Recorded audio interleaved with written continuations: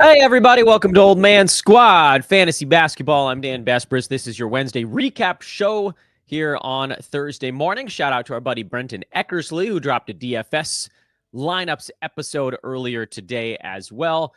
And shout out to our brand new March Madness partners at MyBookie. March Madness is here, and every game is a chance to cash in from the first tip-off to that Final Four, which is coming up. It's coming up soon. Every night promises high-stakes matchups, wild finishes, and big-time betting opportunities. And here's the best part. With MyBookie, there's a promo rolling right now that's called Bet and Get. And it's back. They had it before. It's back to sweeten the deal as you play March Madness. Place a cash bet, any cash bet on March Madness, and get a surprise reward. That's Bet and Get. It could be a free bet. It could be cash back. It could be bonus chips. You never know what you're coming. Again, all you got to do is place one cash bet on a March Madness event at MyBookie, and you get your Bet and Get promo. So whether it's a number one seed rolling or a Cinderella story shocking the world, smart bettors know the real money is made one game at a time. So sign up now. Our promo code is MM50.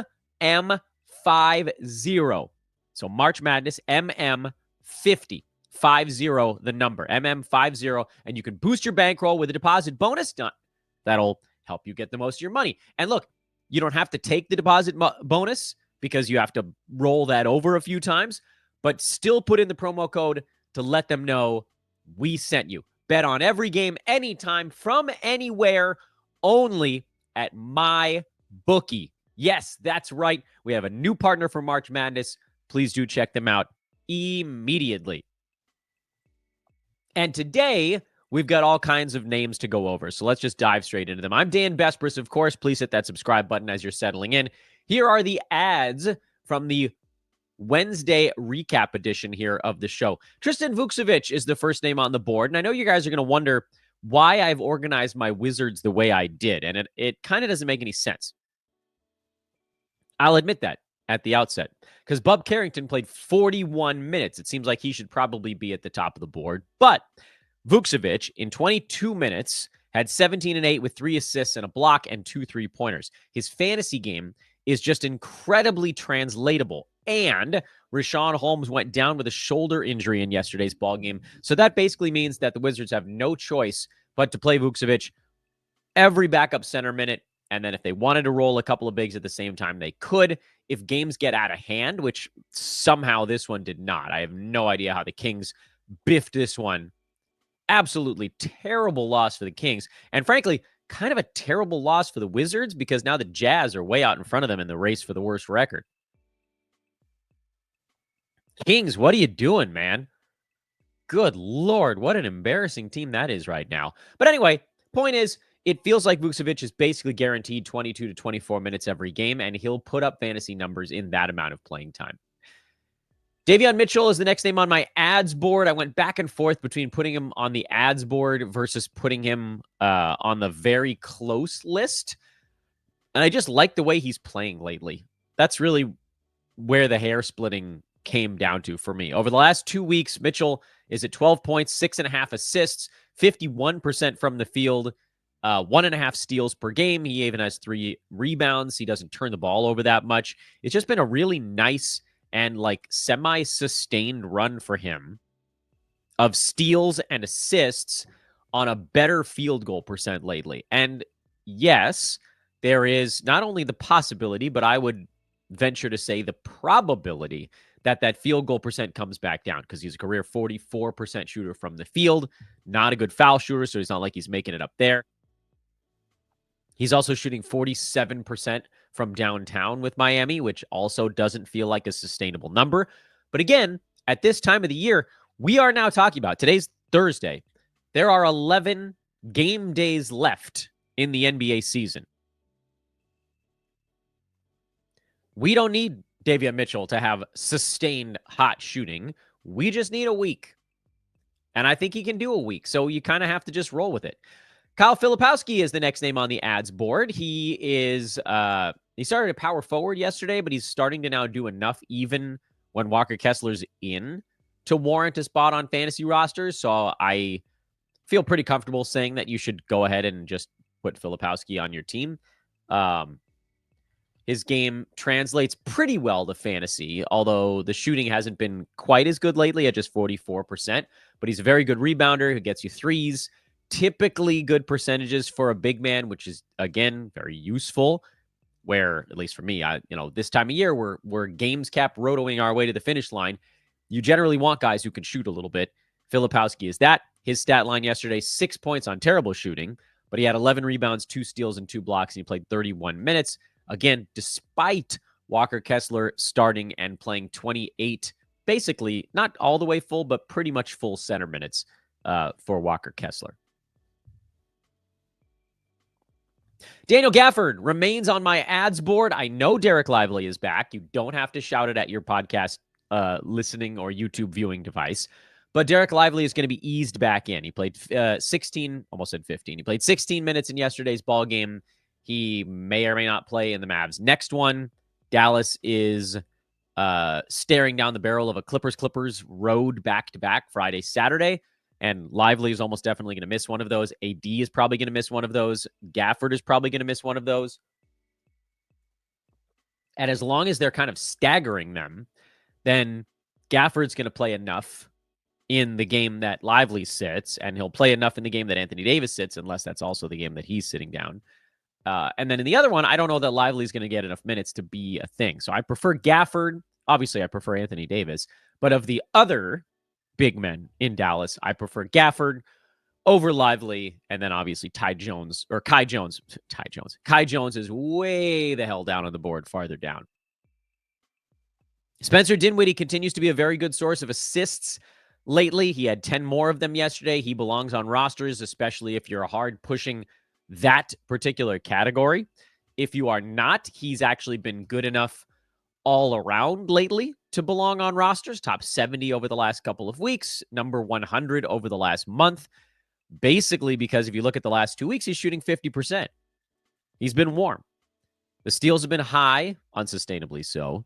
The assists are probably also unsustainably high at like 8.5 to 9. But regardless, again, I don't need him to do it for 3 months. I need him to do it for a week. So we're treating things pretty differently here down the stretch. Normally, I'd be like, yeah, Dinwiddie, he's a specialist. But right now, if he stays warm from the field, he's more than that. Similar story with Dennis Schroeder, who has not been as warm from the field, but is posting damn near the same fantasy line as Dinwiddie, just on bad field goal percent. Schroeder's at 13 points and 7.5 assists. Dinwiddie is at, 8.5 assists, I said? So Spencer's a little out in front. Schroeder's been a big positive free throw guy, but a terrible field goal guy.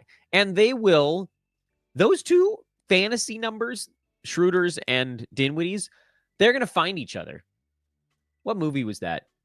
Oh, man. It was either a movie or a TV show where, two things always found each other in the end. It might have been a Marvel thing. Schroeder's fantasy stats and Dinwiddie's fantasy stats, they will find each other. And they will eventually lock arms and do some sort of weird fantasy lovemaking to create a very poor efficiency love child of assists. But both of those guys belong on rosters right now. For Schroeder, I'd say you're punting field goal. You're kind of punting field goal with both of them, and you're just not being forced to with Dinwiddie right now, but we know where these things end up in the long term. Long term, neither one of them has great 9-cat numbers. Schroeder's the better foul shooter. Dinwiddie is the better defender. They both have similar assist numbers, and the big difference, of course, is that if Cade Cunningham shows up, then Schroeder evaporates. So that probably makes Dinwiddie the better play between them, because he has a better chance to just last the rest of the season as the starting high-usage point guard. But again, we're taking this sort of day by day right now. Couple of stopovers in New Orleans while we're working our way through the card. And we hadn't really seen what the Pelicans were going to do since they officially powered down on all of their main usage guys. And this was the first look at it. So the starting lineup was Yves Missy, who had 6 and 12 with 4 assists and 3 blocks, and very much does belong on rosters right now because he's going to get full starters minutes, and he's going to get more usage than he got before. And it's going to be very much a have at it kind of ending to the season. New Orleans' schedule plays a role in this. They had the Clippers. Now they've got the Lakers, who are going to not guard them as much, so you'll see better fantasy stats, but it's still a team that's trying. The Bucks are still trying. The Nets are not. That's going to be a game where everybody gets to have some fun. Milwaukee again, then Miami, OKC, that last ball game of the year. Thunder almost definitely won't be trying. They shouldn't be trying already, but they still are. Other starters, Kelly Olynyk at power forward. I have him on my very close board because I'm a little worried that they're going to put an artificial limiter on minutes for him at about 26, which should be enough for top 100 for Kelly, but it does slam a lid on any kind of upside. Bruce Brown, kind of a similar story at small forward. If we saw Olynyk and Brown's minutes crawl up towards 30, I would say play them both and don't think about it even for a second. But Olynyk is the guy I'd prefer because to get that across-the-board production from a power forward center eligible guy is pretty useful. Bruce Brown, he's probably going to score a little more. He's not passing much, which is kind of weird. He's been a facilitator in the past, but he's not really doing that with New Orleans. He's more of a points, boards, and steals type of dude, and I don't know that he gets inside the top 100. Shooting guard right now is Antonio Reeves. I don't want anything to do with him. And then Jose Alvarado, talking about players' fantasy stats that come together to make a weird point guard love child. Jose Alvarado is in that same exact bucket. You got Alvarado, you got Schroeder, you got Spencer Dinwiddie that are all basically doing the same thing. Jose, over the last 2 weeks, he's outside the top 200, but his stat line is 11-6 with 1.5 steals, a little over a 3-ball, good free throw, terrible field goal. Where did we see that before? Oh, he's a combination of Dennis Schroeder's stats with a few extra steals, also terrible field goal percent. If you're asking me to choose between the three of them, I'd probably go Dinwiddie first, Alvarado second, Schroeder third. That's just for straight 9-cat value. But if you're hunting assists, you certainly put Schroeder over Alvarado. If you're hunting steals, you put Jose maybe over both of them even. That's 3 point guards with almost the exact same ending fantasy profile, but Dinwiddie just happens to be playing better than the other two right now. Maybe I shouldn't even say he's playing better. He's just shooting better than the other two. Will it stick? No. But that's what's happening now, and there's a week left. We got a long list of very close guys on today's show, so let's start working through those. And a lot of them actually do need some more notes. We'll start at the bottom, actually. Kelly Olynyk and Bruce Brown. It's not the bottom in order of preference. It's just that we were just talking about New Orleans, so we can talk about those guys a little bit more. If you're looking at kind of recent numbers, let's take Olynyk, for instance. If you look at his last 2 weeks, and that's important right now, he's outside the top 150. Why? Well, 76 free throws, 76% free throws, which is low for him. And he's been taking quite a few of them, and 3 turnovers a game. So there's and this has happened to him before. Not to say that you have to be punting turnovers with Olynyk, but he's inside the top 100 if you're punting turnovers over those last 2 weeks. If you're not, he's near 150. And then Bruce Brown is not at all the same there. His turnovers are low. His value over the last 2 weeks is actually just ahead. Well, punting turnovers, not punting turnovers, whatever. Bruce is, I think he's like number 94. Let's double check on that. 88 over the last 2 weeks because his free throw is better. But 12.5 points, 5 boards, 1.2 steals. He does have a block over that stretch. Both of these guys are pretty well-rounded. Both of them profile near top 100. But I need those extra minutes. Kelly's at 25 minutes over the last 2 weeks. Bruce Brown's at 28, 29. Are they more willing to play him? I kind of feel like I need to see what happens to New Orleans tomorrow in that Lakers game because these guys could get bumped right back up to the ads board. They're quite close. I just need to know for a fact that they're going to get 27. Could they get to 27 minutes? Not even that they will, just could they? Keon Ellis got bumped down a little bit yesterday from an ad play to a very close play. He only logged 22 minutes despite the start in Sacramento's loss in Washington. Did have 3 steals and a block, so regardless of how you feel about his overall fantasy numbers, if you need steals, he's the guy to play. He's going to get you a bunch of those. And, if not that Malik Monk was playing well, but he was in units that were winning their minutes, which against Washington, it should be all of them, but it wasn't. So they just ran with a different look. And that, of course, is always the fear. I'm probably keeping Ellis on a lot of teams, but I would understand it if you bumped him down a rung. Meanwhile, Bub Carrington continues to climb my board of interest here. He's been a guy that I've had a lot of trouble trusting his fantasy profile this year. And you can understand why. Even over the last 2 weeks, where he's averaging 10, 5, and 5, he's still outside the top 230. Over the last 1 week, he's averaging 12, 4, and 6, and he's number 92. How do we reconcile these things? Well, there has been a shift in how much he's been asked to do over his last, read them, 2 basketball games. 38 minutes and 41 minutes in regulation games. He had 8, 8, and 9 with 3 steals, and then he had 19, 2, and 7. That was yesterday's game with 5 3-pointers. He's not a good defensive stats guy. The 3 steals was a huge outlier. He didn't have a single steal in his previous 3 games, which is about 85 minutes of basketball. And then he didn't have any yesterday in 41 minutes. Not a single defensive stat. His percentages are bad, and there's no defensive stats. And the turnovers are probably going to be somewhere between 2 and 4. I don't know exactly where, but it's not going to be super low if he's handling some point guard duties. So, again, I think we're talking about more of a specialist level appeal guy, but where with guys like Schroeder and Dinwiddie and Alvarado, it's more of the traditional point guard stuff.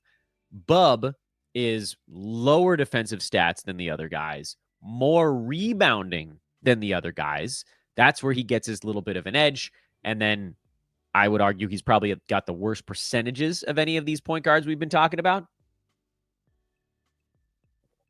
That's why he's very close. That's why it's not more than that. I have multiple Champagnes. We got a toast to that on our very close board. Justin Champagny, who's in Washington, played 30 minutes again yesterday. Only had 8 points, but who cares? 11 rebounds, 3 assists, 2 steals, a block. The missed free throws are a little bit annoying. But we're seeing the minutes tick back up again. 33, 17, 29, and 30 in his last 4 ball games. If he's up in the high 20s, if he gets near 30, he's a must-play fantasy guy. He had 3 defensive stats yesterday, 4 in the previous game, only 1 in the 17-minute game, 2 in the 33-minute effort. Pretty reliably 2 defensive stats or more when he plays starters level minutes. That's great. He's also up around 8, 9 rebounds when he's playing starters minutes. That's also very good. His field goal percent has actually been pretty good this year at 49%. That's also good. Free throws, not as much, but extremely low volume, so hopefully they don't creep in too much. We're talking about a guy that can average around, close to 1.5 steals and almost a block in starters minutes, 7, 8, 9 rebounds, 1 to 2 assists, probably gets you 10, 11 points in that. That's very much a top 75 fantasy guy. But I have no idea how many minutes he's going to play on a nightly basis. None. Zippo. Zilch idea. So it's very hard to use him against a games cap because you don't want to trot him out there. And like Wizards play again tonight against a good defensive team in Orlando, he might play 20 minutes instead of 30.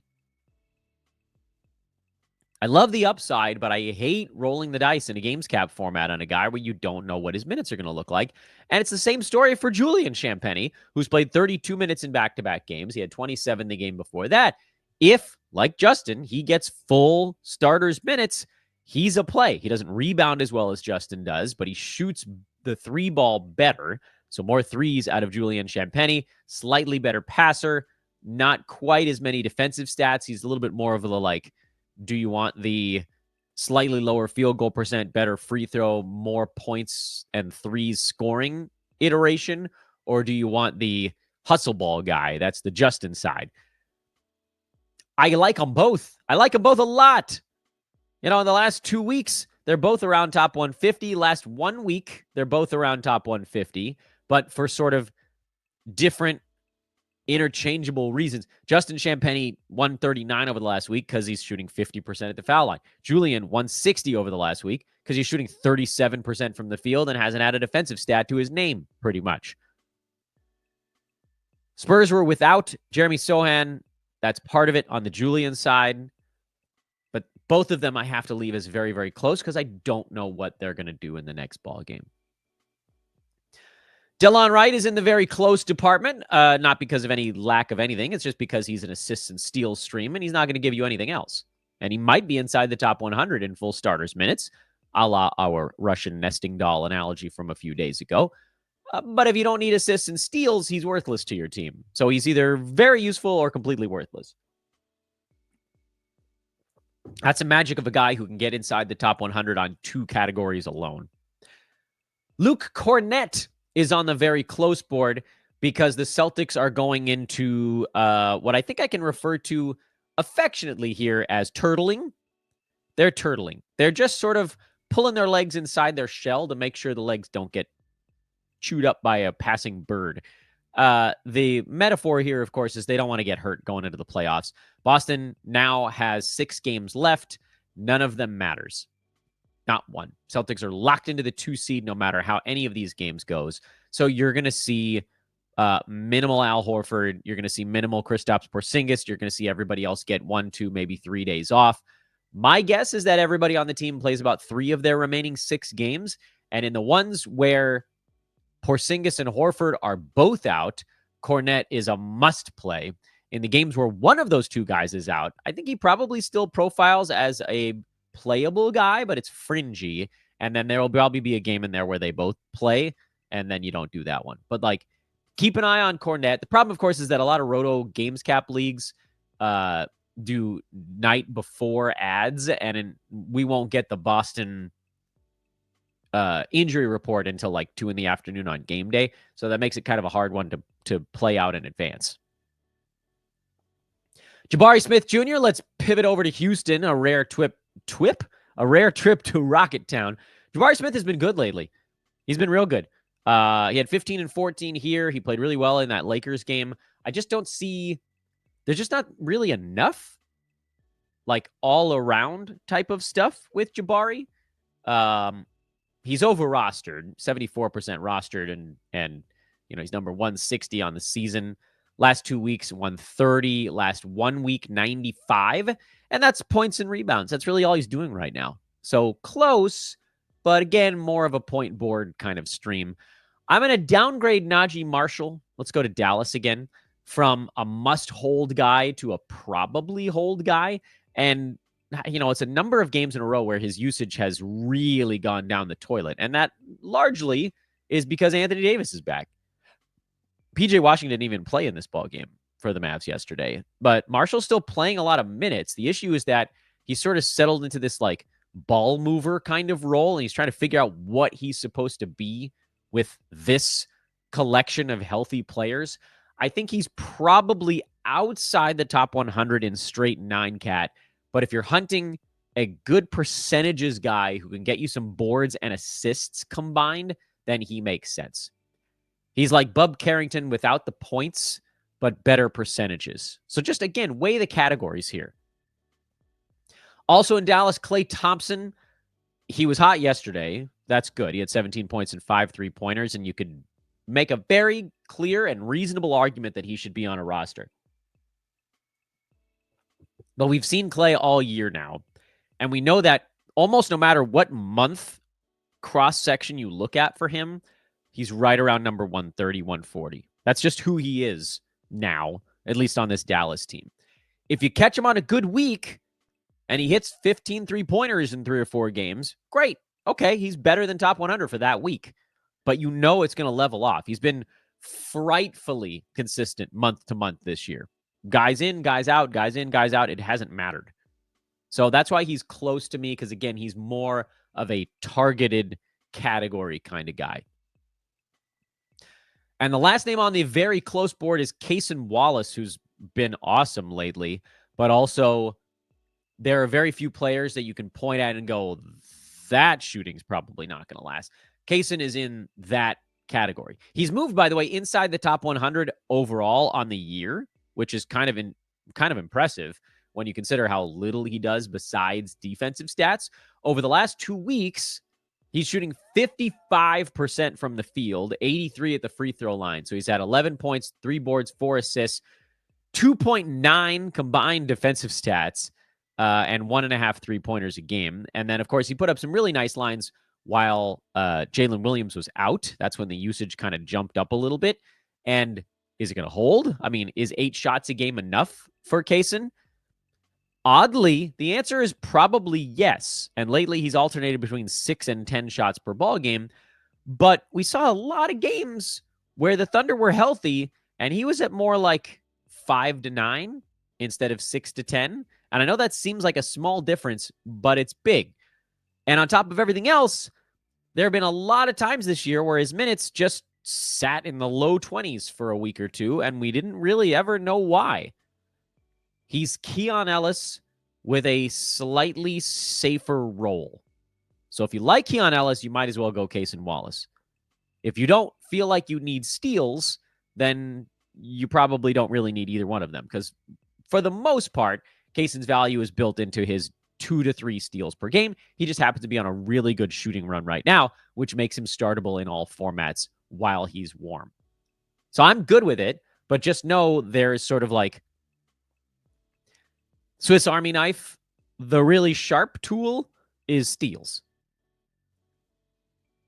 Let's quickly take a look at the watch list. It's a short one this time. KJ Simpson is still on the watch list. He hasn't moved. He is the Charlotte point guard with LaMelo Ball out for the year yet again.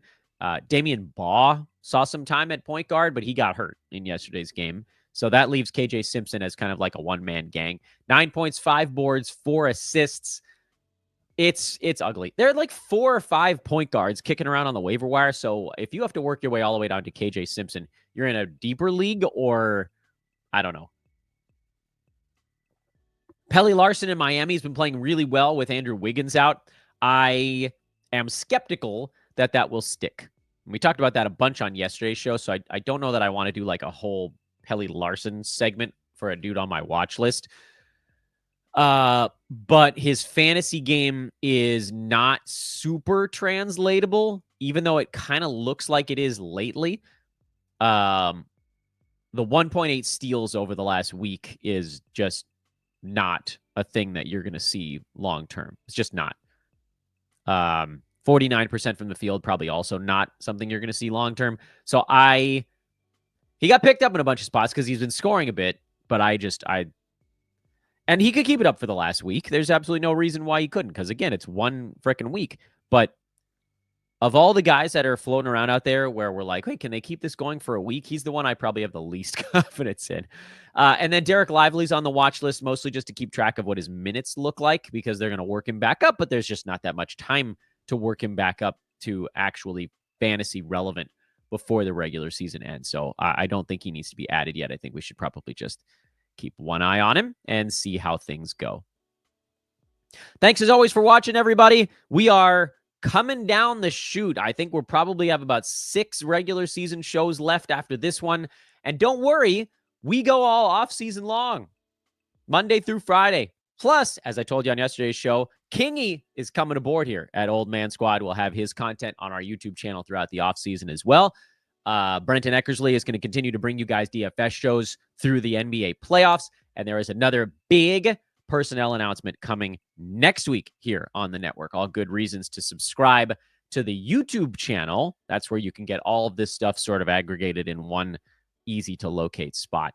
I'm Dan Vespers on Twitter, Old Man Squad on Blue Sky. Also, Old Man Squad on Twitter, by the way. That's the network feed, sort of the official one where all the shows from the network come out, including our amazing collection of non-fantasy basketball stuff, which is really impressive. And I need to update all my spreadsheets and put together a list so you guys know everything that you can get here at Old Man Squad, but that is a problem for another day. For today, thank you all for listening. Like, rate, subscribe. I'm Dan. I'll see you guys tomorrow.